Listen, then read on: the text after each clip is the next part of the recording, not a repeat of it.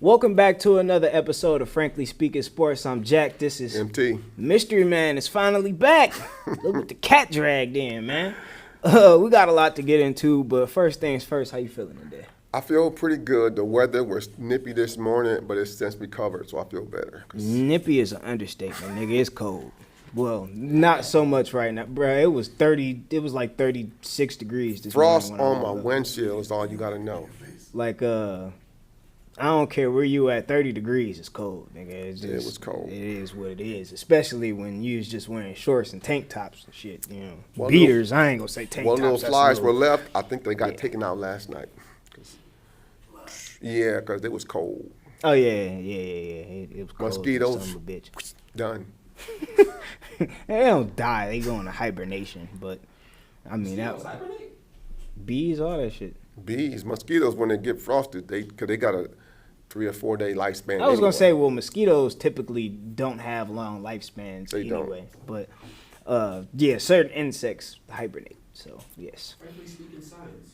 Type shit. But anyway, make sure y'all like, subscribe, comment, all that good shit. Helps us in the algorithm, helps us grow. We really appreciate everybody. And YouTube also has a new feature called the Hype. So, you know, it's also another free feature. It's kind of like liking, you know. But if you really like it, you fuck with the content, hype us up, nigga. That's all I'm saying.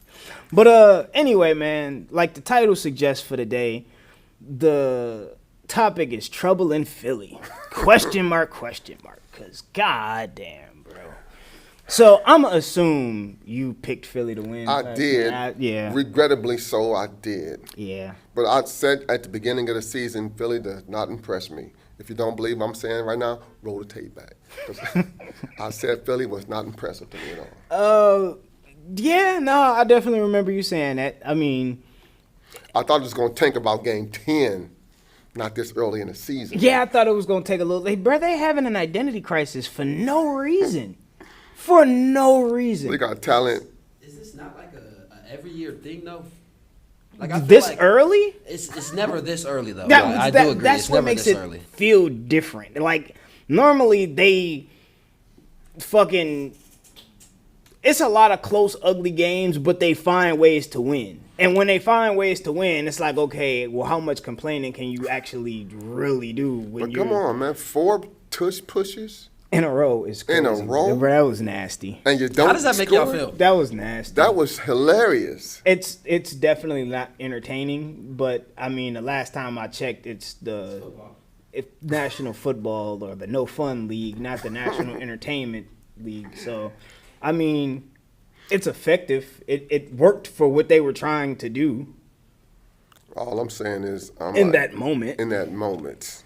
I mean, what more can you really ask for? I mean, shit, you've already had players come out and say, like, bro, we're not trying to win your fantasy team points, or we're not trying to hit your parlay for you. We're trying to win football games. Direct quote from Lamar Jackson. So, I mean, it is what it is, bro. In the back of my mind, when I got the text message to make the pick yesterday of, you know, who I wanted to win, who I was rooting for to win, so to speak. The only thing I had in the back of my mind is it's a division game. And I know division games could go either way. With that being said, I'm like, it's the fucking Giants. Like, it's the Giants. And, like, what are the odds or what's the likelihood that fucking Philly plays 2 weeks back to back? Like, they could only put up fucking 17 points.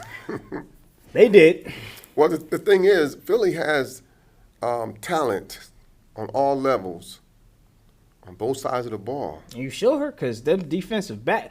Can I ask you a question? Did you, before the game yesterday, could you name one New York Giant receiver? I couldn't. I still can't. Yet Philly couldn't cover nan one of them motherfuckers. So it's like I don't know how much. I guess I just didn't think that Jackson Dart would be that impactful. That's what I'm like, okay, this first game you play is a fluke. Come back down to earth now, and you're going to be like any other rookie, shell-shocked, whatever. And he played like a freaking all-pro against them. And I'm thinking to myself, I mean, shit, the slants were open all day long. And even when you seem to have people in position, they were ineffective. So it's, Taking bad angles. I don't know what the fuck, I don't know what they were looking at or what they were paying That attention goes to. with having the who wants it more as well. Like, nigga, I'm about to get this neighbors out. Shit. Cam Scatterboo wanted it You know, more than anybody. anybody- I'm not gonna lie. This is the first motherfucker I done ever seen actively trying to catch CTE as a rookie. My dog is out there trying to get it. I seen someone post a video of him hitting the damn brick that, wall and they before was the like, game when he from, was in college. from the long yard, and he was like, "That's how a white man run the ball, boy." But man, trouble in Philly, dog. I picked them to win the game, but I know how the shit goes. Like I figured that they wouldn't struggle 2 weeks in a row. They did. The effort wasn't there. Saquon, they had early success with running the football, but they really went away from running the football really quick. Like the first quarter. Now, granted, they did go down kind of fast, but it was fucking 13 points. It's not like y'all were actually no. It was like 10 points. It was like 14 to 3 or some shit like that. So it wasn't like it was an insurmountable lead. Like they still could have ran the football and still, stay whatever the game plan was, or unless that was the game plan, we just maddening the shit. Like, you know what I mean? We just calling the shit as the coach suggests that pop up on the But on the screen. there is one distinct possibility though. They took the Giants so lightly that when they got punched in the mouth, they couldn't respond. I don't even think that's the case, man. I don't either. Because they so? just popped out. They had just popped out. They just did their against With Denver. And that's a top-ranked defense. If not, I think 2, 3, if not 1. So it's like Jacksonville is one. I don't. Oh, yeah, you're right. So Yeah, maybe 2 or 3, Jacksonville so maybe 2 or 3. is their defense is really they're- fucking yeah, nice they're this real. season. They're real. But for instance, bro, the first 2 plays that Philly ran, Saquon busts for 18 yards, and then again for 13 yards, and then they didn't rush him again until late in the second half. He ended the game with he only had 10 rushes for 27 yards. So, like, what the fuck? Like, they just was like, all right, we're just gonna and then. So the receivers are the ones complaining. A.J. Brown, Devontae Smith, they force feed the ball to Zach Ertz. He was the leading receiver. He had like 10 catches for $127 and a touchdown, and the touchdown came off a little flick, the little flipper. So it's like, it was, but I enjoyed that play. bro, they're a running football team. And then when he had Devontae Smith wide open for a 90-yard walk in the end zone touchdown, he turns into fucking Joe Mixon, or he turns into an outfielder and just sails the goddamn ball. Like I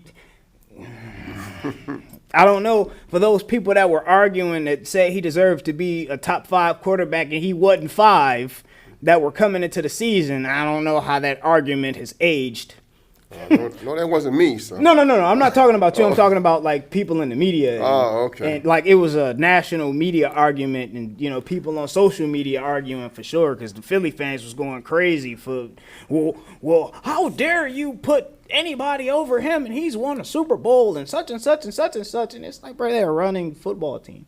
That's amazing to me. And as a running football team, run first football team, or at least they should be, the fact that you have 2 of the highest paid receivers in the league is fucking stupid. But I digress. See, what amazes me, and what's not really amazing, but it's occurring to me now, is how little the media understands the game. Well, that's what happens when you get a bunch of people who study journalism and don't really understand the nuances of what it takes to be on the court or in between the lines or on the baseball diamond. Like, well, I can't really say that because a lot of the baseball analysts are former, and a lot of them are like Hall of Famers. Like it's like the hockey the same way. Yeah, because those are one of those sports where it's kind of hard to get into. Yeah, you know what I mean? See, football, you got all these celebrity journalists in football. That's what I call them, because and basketball as well. I was finna say where you got the Stephen A. Smith. Yeah, these are bums to me who have, like I said, journalistic titles. Say some crazy shit like that. These are bums, and all they have is journalistic integrity, but no knowledge of the sport. Because when I saw Stephen A. Smith shoot a jump shot, I fell off my Oh seat my God. laughing. Or throwing a punch. And then had the nerve to tell LeBron, he would have touched me, I'd have knocked you the fuck out. Like, man, shut your old ass up. But anyway. It ain't that he old, he just a little punk. I'm like that. I look at I was like, man, you know what? I could probably kick his ass, man. I whoop Stephen A. Smith's ass. Easily. Man, well, you also think that about everybody that has a podcast. Him, I would whoop his said, ass. No, you said the same thing about Gilbert Arenas. I wouldn't be afraid of him, though, because he carried a gun. I mean, he a punk anyway, though. So. But Stephen A. Smith, though, I ain't gonna yeah. lie. I saw Gil calling Cat talking about something. He built like a bitch. He built like a bitch. And then I thought about MT. I said, all right, I don't feel like you know Hey, what I bro. mean? That little He do got the mannerisms though. But That's like- why when niggas be making the Caleb, when niggas be talking the shit about Caleb Williams, I don't say shit. I'll just be like, bro, can he throw the football? That's all I need the nigga I was to all right, MT be wilding, but these niggas he be talking about still be wilding, so I don't feel as Bro, bad. because I know you seen the still shot that they turned into a meme when Dog went to dunk it and he was like, ooh, no. I had my, I won't say I had my doubts. I had my suspicions, though. His mannerisms is kind of questionable. He ain't the most masculine fella, put it like that. And I'm leaving it at that because I know I'm a toxic masculine figure now, so I understand that. Oh, yeah, chauvinist pig. No, he don't have no edge. To me, if you are an NBA center, you should have a little bit of an edge. A little bit, He but still dropped 32 on you. I was finna say he'd shoot that motherfucker over Yeah, there. he'll shoot 3-pointers, I guess so. He ain't gonna come down and just bull his way to the hole. He's still a 7 Come footer. on now. Yeah, he come on now. And I ain't gonna lie, if he go to back you down, how close do you want to be on his ass? 2 inch vertical. You know, the 2-inch vertical. You know what? I throw my knee in his hamstring in a minute. Hey man, I seen a nigga that was damn near 8 feet make his rookie debut that almost fucking missed the dunk because he couldn't make the 2. He didn't have a 2-foot vertical. I forgot the nigga name, but yeah, I think I sent you the damn video on Instagram.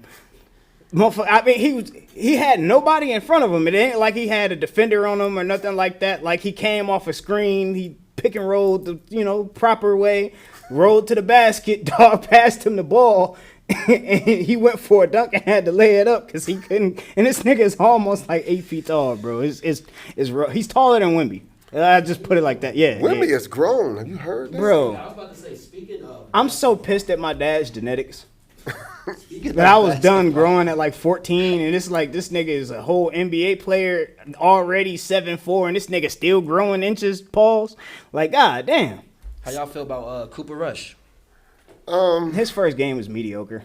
I think he's not going to be some exploding superstar. But he's gonna be fucking Gordon Hayward. Like Pretty much. I'm gonna just call it now. Like the only thing that he might benefit from is that he's gonna have a good team around him whenever Kyrie comes back, and if Anthony Davis can stay on which he's already come back to camp out of shape, so we see he's already all that shit that LeBron had instilled in him. No, that shit went out the window. As soon as that nigga landed in Dallas and they gave that nigga a slab of brisket, all that shit went out the window. A Texas Twinkie, it was a wrap. I mean, that matters because, when Texas got some good food. They I'll say definitely that. got some good food, especially in Dallas. They got some good eating. Especially in Dallas. Because, I've been That nigga got hold some of that barbecue. in Cali, and if you like Mexican food or seafood, that's where you want to be at in Cali. But as far as good old-fashioned home cooking. But LeBron gonna have you eating heirloom tomatoes and grilled chicken and, fresh vegetables. And, he gonna have your ass eating salads with no dressing.